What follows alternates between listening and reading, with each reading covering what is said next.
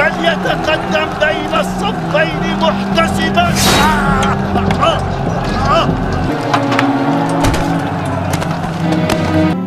أيها الأمير، قتلنا عمار بن ياسر الذي يقول فيه رسول الله صلى الله عليه وسلم تقتله الفئة الباغية. ما بك يا أبا عبد الله؟ أنحن قتلناه؟ لقد قتله من جاء به. لقد قتله من جاء به. لقد قتله من جاء به.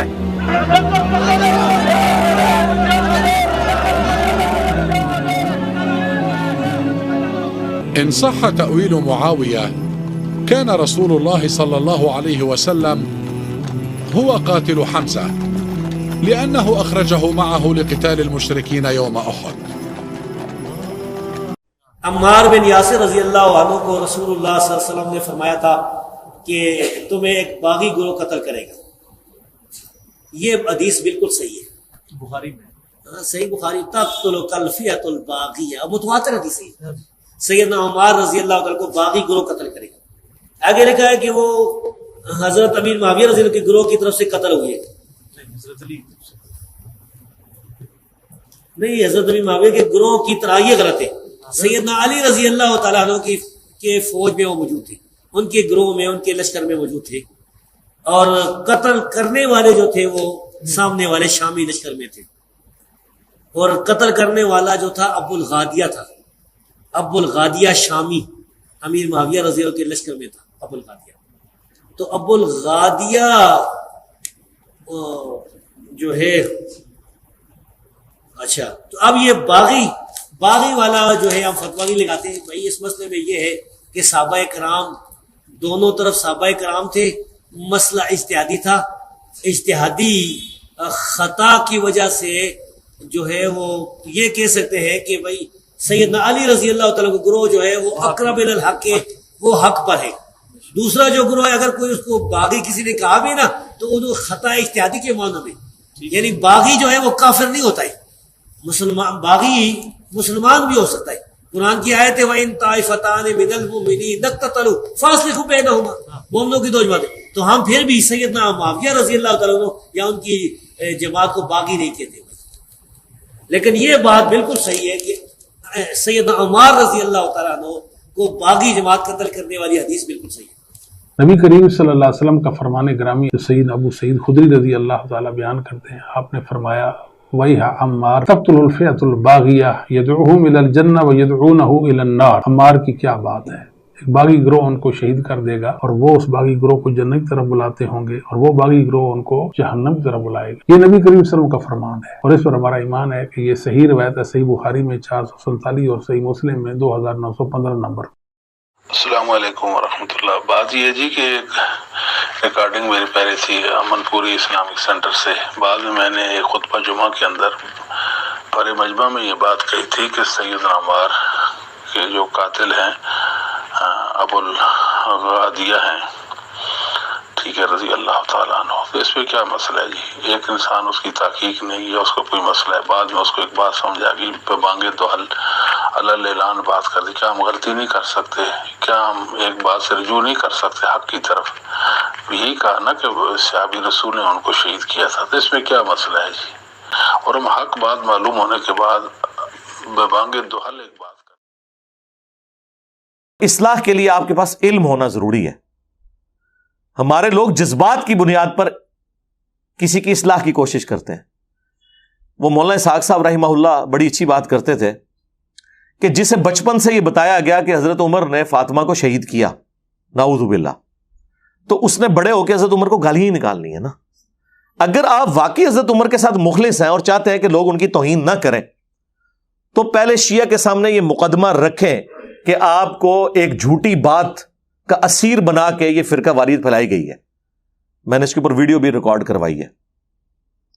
انہیں یہ پورا مقدمہ سمجھائیں، انہیں علمی طور پر پہلے قائل کریں، اور اگر وہ علمی طور پر قائل ہونے کے لیے تیار نہیں ہے تو ٹھیک ہے، ان کو ان کے حال پہ چھوڑ دیں. قرآن نے ہمیں کہا ہے وَإِذَا خَاطَبَهُمُ الْجَاهِلُونَ قَالُوا سَلَامًا. اگر جاہل سے واسطہ پڑے اس کو اس کے حال پہ چھوڑ دیں. میرے پاس بھی اگر کوئی آتا ہے بریلوی، دیوبندی، اہل حدیث، شیعہ، کوئی بھی، میں اپنی رائے رکھتا ہوں اس کے سامنے قرآن و سنت کی روشنی میں. اگر وہ کہتا ہے یہ لکھا تو ہوا ہے لیکن میں نا لیکن جڑی ہے نا باہر جا کے پائی، لیکن کے بعد اگر قرآن حدیث ہے تو ضرور. اگلے دن ایک بھائی میرے پاس ایک بریلوی کو لے آئے، اور ظاہر میں تو بہت کم یا پرسنل ملاقات کا تو ٹائم نہیں ہوتا. میں نے کہا چلو یار، اب اس نے آ کے کچھ باتیں کی سیدنا علی کے حوالے سے، تو میں نے اس کو ان باتوں کا جب جواب دیا تو اب وہ تو ایکسپیکٹ ہی نہیں کر رہا تھا کہ اتنی بڑا پھکا میرے اوپر کوئی پھینکے گا. وہ کہتا ہے جی وہ ابو داؤد میں حدیث ہے کہ سیدنا علی سے کسی نے پوچھا کہ یہ جنگ جمل صفین اور نہروان آپ نے جو لڑی ہے یہ آپ کا اپنا ذاتی اجتہاد ہے یا نبی علیہ السلام نے آپ سے فرمایا تھا کہ آپ نے یہ کام کرنا ہے؟ تو حضرت علی نے کہا یہ میرا ذاتی ڈیسیژن ہے. وہ کہتا ہے جی آپ تو یہ کہتے ہیں کہ حضرت علی نے رسول اللہ کی ڈیوٹی پوری کی. تو میں نے اسے کہا یار یہ دونوں باتیں کوئی ٹکراتی نہیں ہیں. نبی علیہ السلام نے کوئی بائی نیم تو مینشن نہیں کیا تھا، آپ نے جنرل کہا تھا. مسند احمد میں حدیث، المستدرک للحاکم میں حدیث کہ اللہ تعالیٰ نے مجھے قرآن کے ساتھ مبعوث کیا تو قرآن کی تنزیل کی خاطر مجھے کافروں کے خلاف تلوار اٹھانا پڑی، اور وہ بھی ایز اے لاسٹ ریزارٹ. حضور کی کبھی خواہش نہیں تھی کہ قریش کے خلاف جو آپ کا اپنا قبیلہ تھا تلوار اٹھاتے، لیکن تم میں ایک ایسا شخص بھی ہے، خوش نصیب شخص، جسے قرآن کی تفسیر کی خاطر تلوار اٹھانا پڑے گی مسلمانوں کے خلاف. اب یہ مسلمانوں کے خلاف جو ہے نا یہ بریکٹس میں ہے، کیونکہ کافروں کے خلاف اگر رسول اللہ کے ساتھیوں میں کسی نے تلوار اٹھائی ہے تو وہ حضرت ابو بکر ہے. مسلمہ کذاب کے خلاف حضرت عمر ہے، رومنز اور پرشینز کے خلاف. اور اسی حدیث میں آتا ہے جب حضور نے کہا نا کہ قرآن کی تفسیر کی خاطر اٹھانی پڑے گی، تو حضرت ابو بکر نے کہا انا یا رسول اللہ. آپ نے فرمایا لا، حالانکہ رسول اللہ کے تک یہ کلام لا ہوتا ہی نہیں تھا، کیونکہ آپ کی زبان پہ نہیں کا لفظ نہیں آتا تھا. آپ سے کچھ مانگتا بھی تھا نا تو آپ لا نہیں کرتے تھے. اور بخاری میں حدیث ہے نا کہ حضور کے جسم اتھر کے اوپر ایک چادر تھی. ایک صحابی نے کہا یا رسول اللہ مجھے دے دیں. حضور اندر گئے، طے کر کے واپس لا. پیچھے سے صحابہ نے اس کو کہا یار حضور کے پاس تو چادر ہی ایک تھی، یہ اوپر اوڑھنے والی. تو اس نے کہا میں نے اپنے کفن کے لیے مانگی حضور سے. ٹھیک ہے، اور وہ بخاری کے الفاظ ہیں، اسے اسی کفن میں دفنایا گیا. پھر تو نبی علیہ السلام لا کرتے ہی نہیں تھے، آپ کی زبان پہ نہیں آتا ہی نہیں تھا. جود و سخا تھا آپ کی طبیعت میں، کسی نے کچھ بھی مانگا آپ نے دے دیا. آپ اپنی زبان پہ نہیں کا لفظ نہیں لاتے تھے. لیکن یہ ایسا موقع ہے، اور یہ مسلمان محدثین مفسرین علماء اکثر آپ کو یہ رسول اللہ کی خاصیت میں بتاتے ہوں گے کہ آپ نہیں لفظ نہیں بولتے تھے کبھی بھی. لیکن یہاں آپ نے فرمایا نہیں. حضرت عمر نے کہا آنا یا رسول اللہ، فرمایا لا، بلکہ وہ شخص ہے جو میری جوتیاں گانٹ رہا ہے. حضرت علی حضور کی جوتیاں گانٹ رہے تھے، کیونکہ اس حدیث میں آتا ہے کہ اپنی بیوی کے گھر سے نکلے تو آپ کی ایک جوتی ٹوٹ گئی، تو حضور نے وہ جوتی حضرت علی کو گانٹنے کے لیے دی، اور تھوڑی دور جا کے حضرت علی سے الگ ہو کے صحابہ کو اکٹھا کیا انتظار میں کہ وہ جوتی گانٹ کے تو آئیں. تو اس سے آپ ذرا فرینکنس کا لیول دیکھیں، آپ اس لیول پہ کس کو اپنے ساتھ اٹیچ کرتے تھے؟ سیدنا علی کو. حضرت علی کی غیر موجودگی کا فائدہ اٹھا کے حضور نے یہ بات کی. آپ نے فرمایا لیکن وہ شخص ہے جو میری جوتیاں گانٹ رہا ہے، وہ قرآن کی تفسیر کی خاطر تلوار اٹھائے گا مسلمانوں کے خلاف. تو صحابہ اکرام کہتے ہیں اسی وقت ہم حضرت علی کے پاس آئے انہیں خوشخبری سنانے کے لیے. تو ان کے چہرے کے ایکسپریشنز ایسے تھے کہ جس سے ہم نے جج کیا کہ حضرت علی کو یہ بات پہلے پتہ ہے کہ میں نے قرآن کی تفسیر کی خاطر لڑنا ہے. قرآن کی تفسیر کیا؟ سورہ الحجرات کی آیت نمبر 9 کہ جب مسلمانوں کا کوئی گروہ باغی ہو جائے تو اس کے خلاف قتال کرو یہاں تک کہ وہ توبہ پر آمادہ ہو. یہ آپ کو بخاری سے حدیث بتاتے ہیں جی وہ ابو بکرہ کہتے تھے جب ایک شخص نے اجازت چاہی کہ میں حضرت علی کا ساتھ دوں جنگ جمل میں، تو ابو بکرہ نے کہا کہ اپنی تلوار پھینک دو، کیونکہ میں نے رسول اللہ سے سنا تھا کہ جب دو مسلمان آپس میں لڑیں تو قاتل اور مقتول دونوں جہنم میں ہیں. تو ہم نے پوچھا کہ مقتول کیوں جہنم میں ہے؟ تو رسول اللہ نے فرمایا اس نے بھی تو اپنے بھائی کے قتل کا ارادہ کیا تھا، قاتل بھی جہنم میں اور مقتول بھی. نعوذ باللہ. یہ حدیث کا کوئی لینا دینا ہے اس بات کے ساتھ؟ یعنی یہ حدیثیں حضرت علی کو نہیں پتا؟ حدیث تو ان کو یاد تھی لیکن اس کی امپلیمنٹیشن نہیں پتا تھی، ان کا اجتہاد غلط ہے۔ قرآن میں جب آ گیا ہے کہ آپ نے قتال کرنا ہے، ریٹ آف دی گورنمنٹ کو آپ نے اسٹیبلش کرنا ہے۔ اچھا، اب سورہ حجرات کی اس آیت کی تفسیر وہ بنے۔ اب اس حدیث کے تحت حضرت علی کو یہ تو پتا تھا میرے دور خلافت میں مجھے جنگیں لڑنا پڑیں گی، لیکن کوئی بھی شخص یہ جرت تو نہیں کرے گا کہ اپنے فیصلے کو رسول اللہ کی طرف منسوب کرے، اسپیسیفک کر کے۔ جنرل تو کر سکتا ہے، رسول اللہ کی طرف تو منسوب کرنے کی ضرورت ہی نہیں ہے۔ اس سے بڑی بات ہے، قرآن میں آیا کہ جب مومنین کا کوئی گروہ باغی ہو جائے اس کے خلاف قتال کرو۔ حضرت علی کے سامنے تو قرآن موجود تھا کہ یہ میری ریٹ آف دی گورنمنٹ کو چیلنج کر رہے ہیں۔ قرآن کہہ رہا ہے کہ مسلمانوں کے خلاف بھی تلوار اٹھانی ہے اگر وہ گورنمنٹ کی اطاعت سے باہر نکلے۔ تو رسول اللہ کی تو حدیث کی ضرورت ہی نہیں ہے، حضرت علی نے تو قرآن پہ عمل کیا ہے۔ لیکن یہ حضرت علی کی للہیت ہے کہ وہ اپنی کسی بھی بات کو اسپیسیفکلی رسول اللہ کی طرف منسوب نہیں کر رہے، کیونکہ وہ سوال کرنے والا یہ پوچھ رہا تھا کہ بائی نیم وہ مینشن کریں۔ تو بائی نیم انہوں نے کیوں مینشن کرنا ہے؟ وہ تو بڑے احتیاط کرنے والے لوگ تھے۔ بخاری مسلم حدیث ہے، مولا علی کہتے ہیں میں آسمان سے زمین پر گر پڑوں مجھے گوارا ہے، لیکن یہ گوارا نہیں کہ میں کوئی ایسی بات حضور کی طرف منسوب کر دوں جو میں نے خود نہ حضور سے سنی ہو۔ یہ مجھے ڈر لگتا ہے کہ اس کے اوپر بڑا عذاب ہے، کیونکہ بخاری مسلم حدیث ہے جس نے میری طرف کوئی حدیث منسوب کی جو میں نے نہیں فرمائی تھی وہ اپنا مقام جہنم میں دیکھ لے۔ اس حدیث کے راوی بھی مولا علی ہیں، اور یہ مسلم کی پہلی حدیث ہے اور بخاری میں بھی ہے۔ تو اس لیے حضرت علی رضی اللہ تعالیٰ عنہ یا کوئی اور صحابہ بھی اپنے کسی بھی عمل کو اسپیسیفکلی مینشن کر کے نہیں استعمال کرتے تھے اپنی جسٹیفیکیشن کے لیے۔ اس کا یہ مطلب نہیں ہے کہ وہ جسٹیفیکیشن غلط ہو گئی ہے۔ مثلا پوری امت، چلیں بالخصوص اہل سنت تو یہ مانتے ہیں کہ نبی الاسلام کے بیماری کے دنوں میں نمازیں کس نے پڑھائیں؟ سیدنا ابو بکر الصدیق رضی اللہ تعالیٰ عنہ نے۔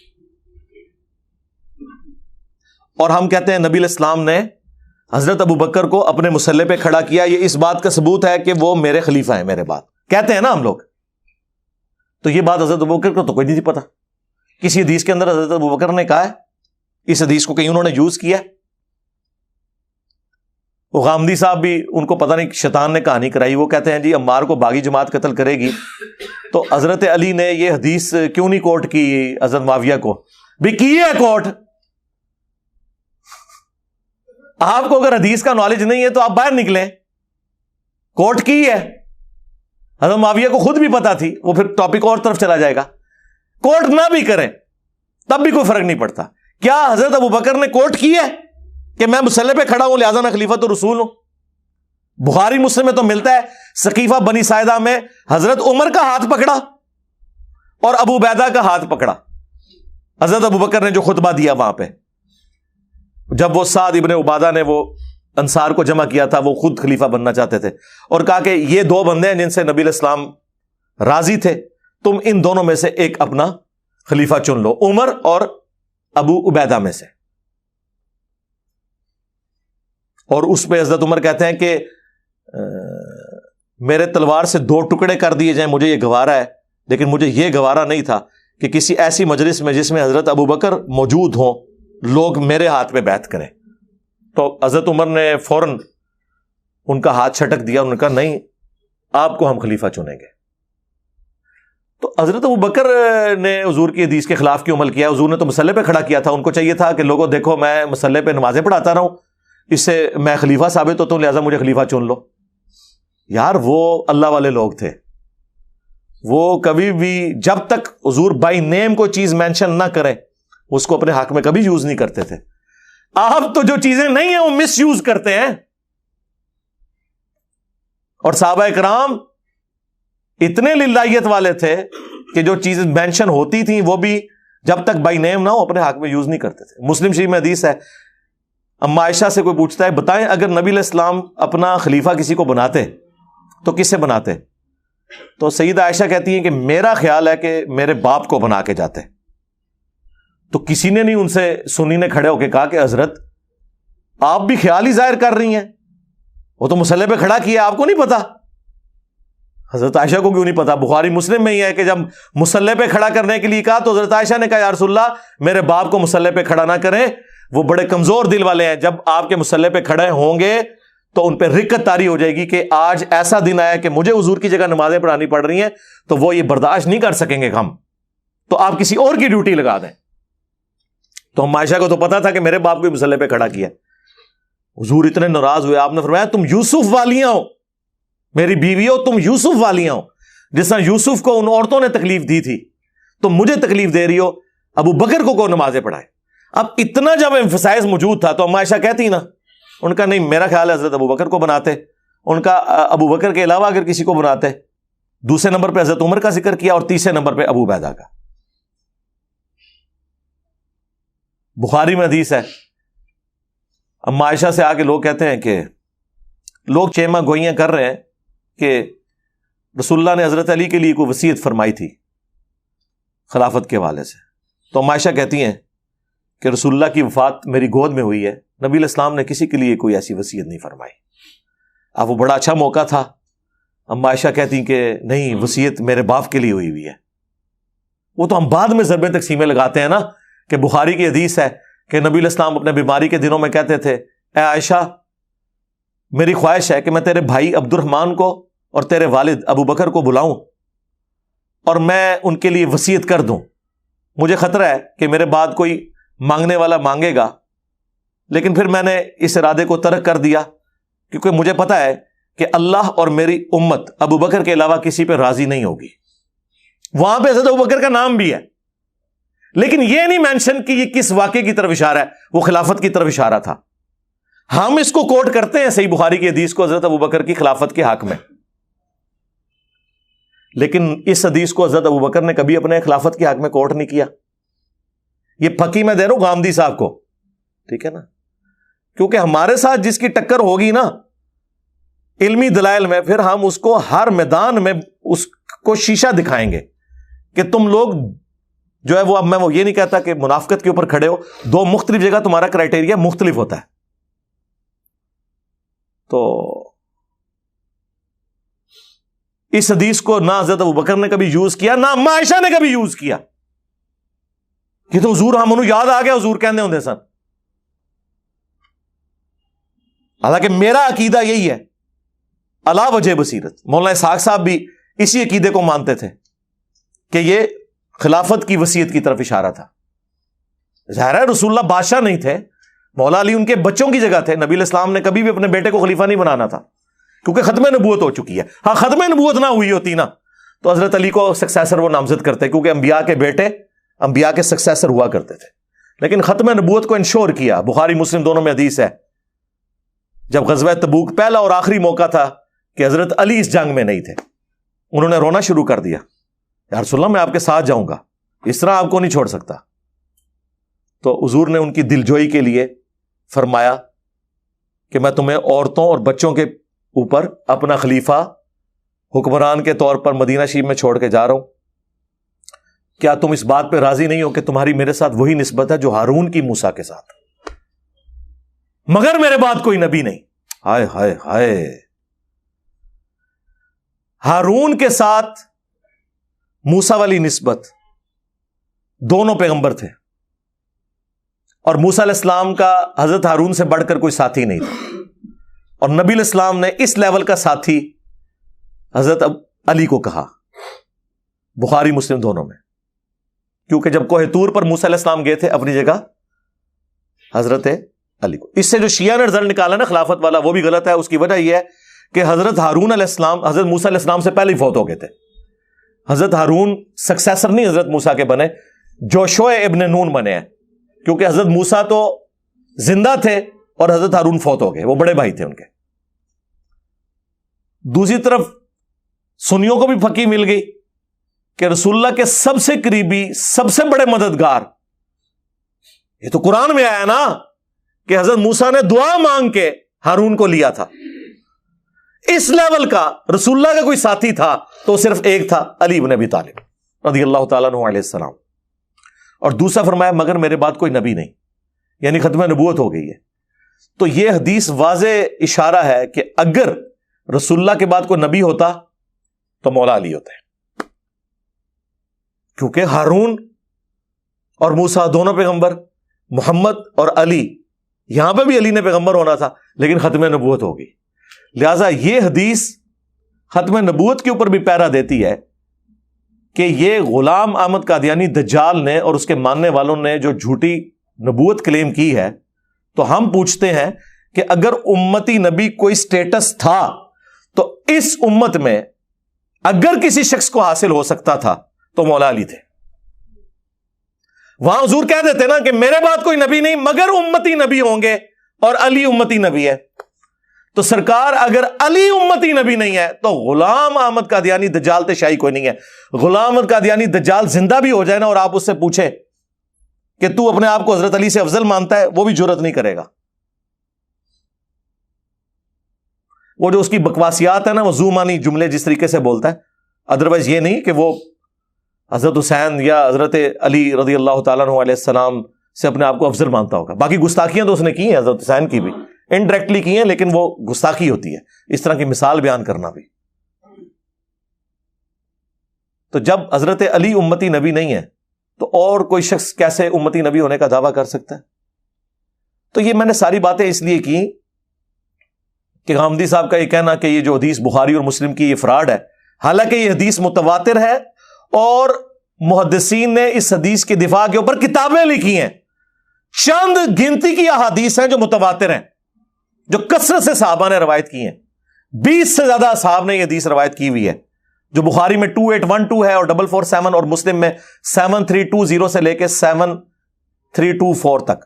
تقتلہ الفئۃ الباغیہ ویح عمار، افسوس ہے عمار، تجھے ایک باغی جماعت قتل کرے گی. یدعوہم الی اللہ یدعوہم الی الجنہ، دونوں الفاظ ہیں.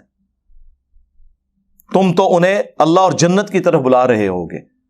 ویدعونہ الی النار، اور وہ جماعت تمہیں جہنم کی آگ کی طرف بلا رہی ہوگی. اور غامدی صاحب پریشان ہوئے، وہ کہتے ہیں آپ کو پتہ ہے اس حدیث کا کیا مطلب ہے اگر ہم صحیح مان لیں؟ جی ہمیں پتہ ہے، لیکن وہ جو آپ کو خدشہ لگا رہا ہے اس کا حل بھی ہم آپ کو دیں گے کہ جہنم کی طرف بلایا جانے والا عمل ہے. یہ جہنمی نہیں ڈکلیئر کیا، جھوٹ بولنا جہنم کی طرف لے جانے والا عمل ہے، لیکن ہم جھوٹے کو جہنمی نہیں کہتے. یار یہ بیسک دین ہے، بیسک فقہ ہے، اس کو آپ سمجھیں. آپ اس سے یہ رزلٹ کیوں نکالتے ہیں کہ ہم نعوذ باللہ اہل جمل کو، اہل جمل نے تو خیر رجوع کر لیا، اہل صفین کو ہم جہنمی مان رہے ہیں نعوذ باللہ. ہاں ان کا عمل جہنم کی طرف لے جانے والا تھا. وہ تو صحیح مسلم میں حدیث ہے، جو امام وقت کی بیعت کے بغیر مرا جاہلیت کی موت مرا. حضرت ابو بکر، عمر، عثمان اور حضرت علی چاروں خلفائے راشدین ہیں، امام وقت ہے. بخاری مسلم دونوں میں حدیث ہے کہ فتنوں کے دور میں جماعت المسلمین اور ان کے امام کو پکڑ لینا.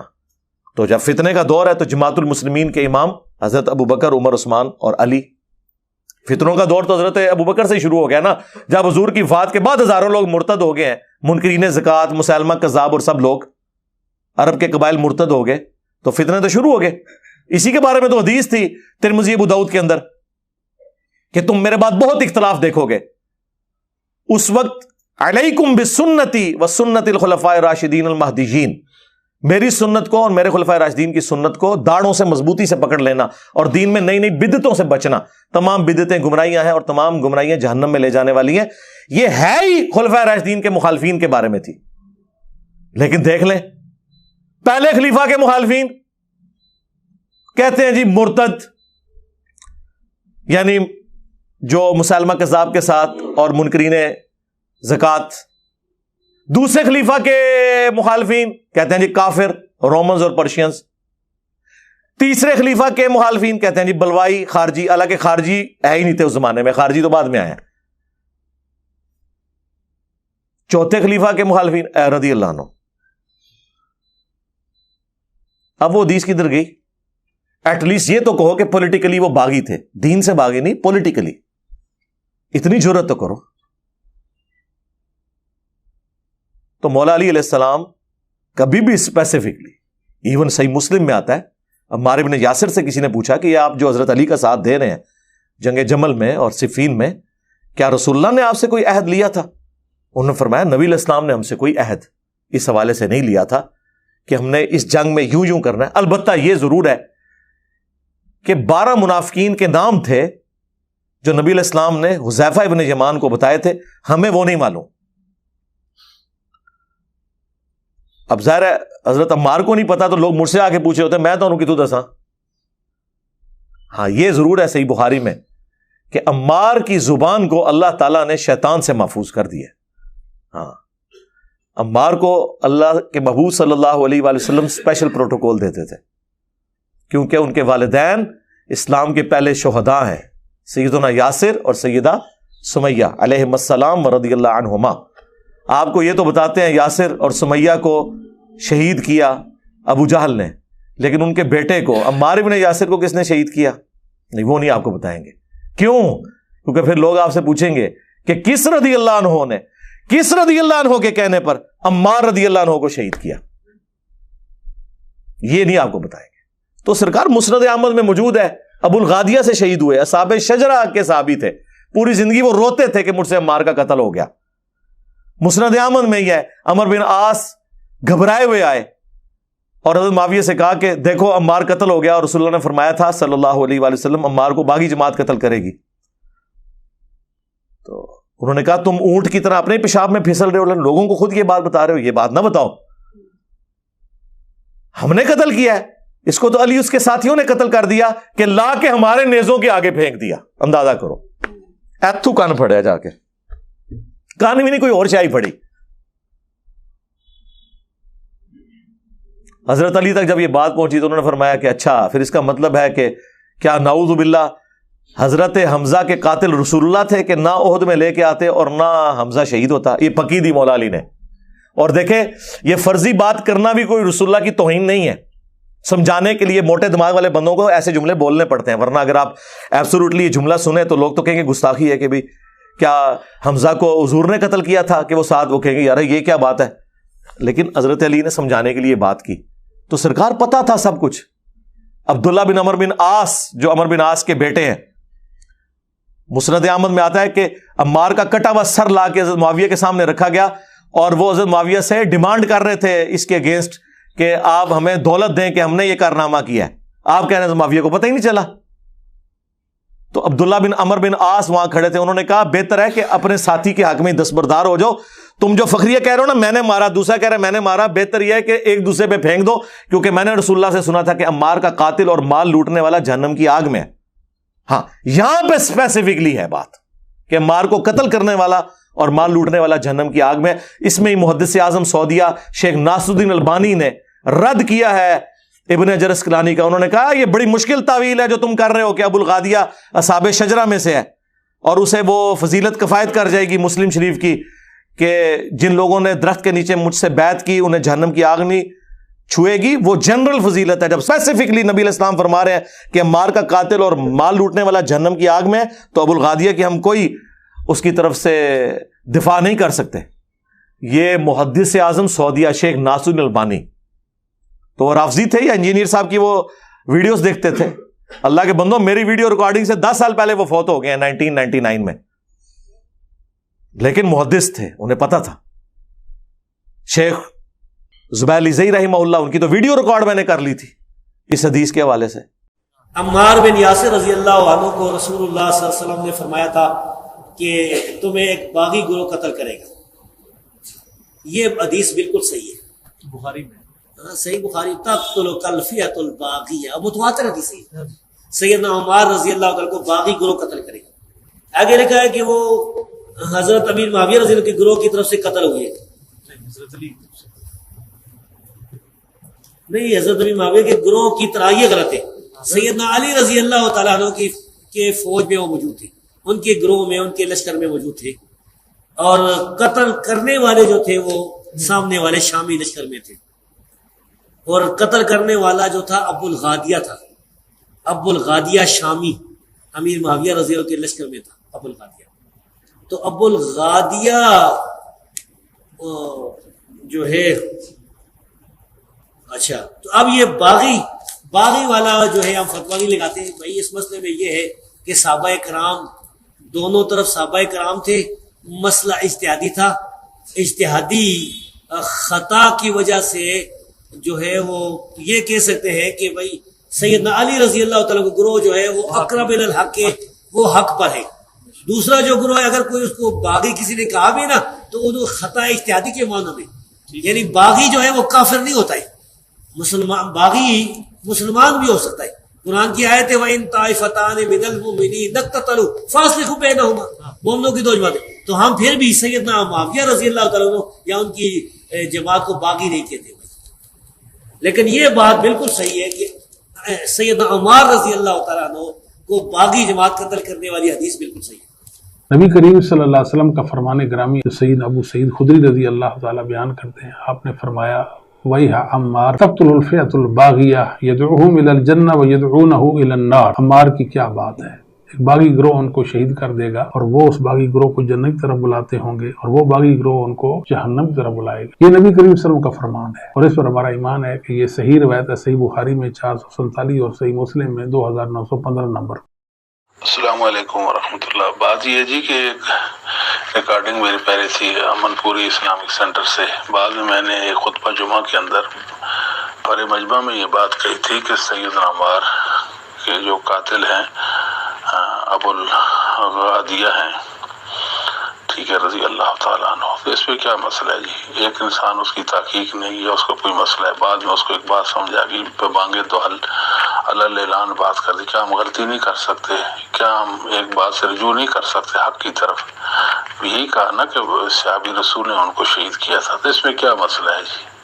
اور ہم حق بات معلوم ہونے کے بعد بے بانگے دوحل ایک بات کر. تو وہاں پہ حضرت معاویہ نے کہا کہ حضرت عمر بن عاص سے کہ اپنے اس پاگل بچے سے میری جان چھڑا، یہ جو میرے پہ مسلط ہوا ہے ہمیں حدیثیں سناتا ہے. پھر حضرت معاویہ نے اسے بھی کہا عبداللہ بن عمر بن عاص کو کہ تو پھر ہماری جان چھوڑ کیوں نہیں دیتا، جا. انہوں نے کہا میں تمہارے ساتھ ضرور ہوں لیکن میں کبھی جنگ میں حضرت علی کے خلاف نہیں آیا، اور میں تمہارے ساتھ صرف اس لیے ہوں کہ میرا باپ تیرے ساتھ ہے تو میں اس کی خدمت کے لیے ساتھ اٹیچ ہوں. میں نے کبھی جنگ نہیں لڑی، اور یہ میں اس لیے ہوں کہ نبی علیہ السلام نے مجھے وصیت کی تھی کہ اپنے باپ کے ساتھ حسن سلوک کرنا، تو میں مجبوراً اپنے باپ کی وجہ سے یہاں ہوں، لیکن کام نہیں ڈال رہا میں. یعنی میدان جنگ میں ہے، جنگ نہیں لڑ رہے. اور اس سے بڑھ کے تو مسلم میں حدیث ہے 4776، یہی عبداللہ بن عمر بن عاص جو کہتے ہیں اپنے باپ کی وجہ سے میں ادھر ہوں، خانہ کعبے کے سائے میں بیٹھے ہوئے ہیں اور عبداللہ بن عمر بن عاص اطاعت امیر کے اوپر حدیث سنا رہے ہیں. ایک شخص وہاں انٹر ہوتا ہے عبد الرحمن بن عبد رب کعبہ، وہ کہتا ہے حضرت آپ ہمیں یہ حدیث سنا رہے ہیں کہ حکمرانوں کی اطاعت کرو، حکمرانوں کی اطاعت کرو، اور آپ کے چچا کا لڑکا معاویہ ابن ابی سفیان جو ہمارا حکمران ہے وہ تو ہمیں کہتا ہے ہم لوگوں کو ناحق قتل کریں اور حرام طریقے سے ان کا مال لوٹیں. اور سورہ نساء کی آیت نمبر 29 میں اللہ تعالیٰ فرماتا ہے کہ اپنوں کو مت قتل کرو، ایک دوسرے کا مال حرام طریقے سے مت ہڑپ کرو. اب ہم معاویہ کی بات مانیں یا اللہ کی بات مانیں؟ ہوئے ہوئے ہوئے، انہیں کو میری کو یوٹیوب سے ویڈیو دیکھ لی سی یار، تابعی ہے اور صحابی نے اسے ڈانٹا بھی نہیں ہے کہ تو قرآن کی آیتیں پیش کر رہا ہے صحابہ کے خلاف.